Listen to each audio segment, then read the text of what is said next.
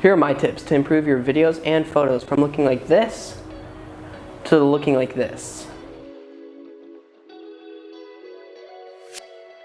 The first thing you want to do is to make sure you're using the correct shutter speed, ISO, and aperture. Your shutter speed is supposed to be double what your frame rate is.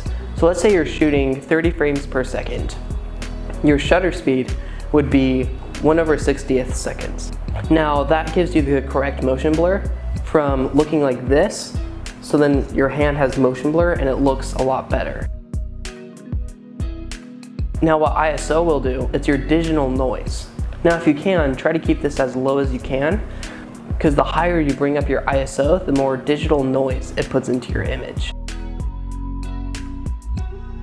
Now the third thing would be aperture. It'll make everything in the background blurrier than in the foreground. If you used a really closed aperture, then it will make sure that everything is sharp in the image. There's times to use, so like let's say you have a portrait or a subject, you want a very open aperture, so then it looks a lot nicer. But if you're doing landscape, you want a very closed aperture, so you have a very sharp image. The next thing to do is to change your photos from JPEG to RAW.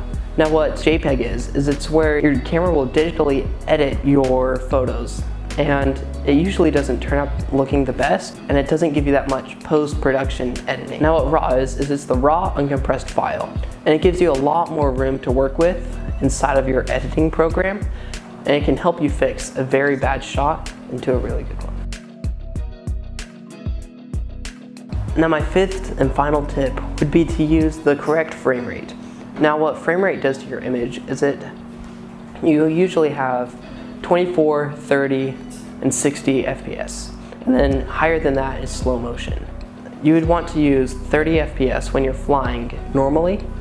It removes a lot of the micro jitters and other artifacts while you're flying. 60 frames per second, you'll record that when you want to slow something down, and you can have 120 and 240 frames per second, but that's for really slow motion. Now if you follow these tips, it will improve your footage and you can get the highest quality and the most out of your drone.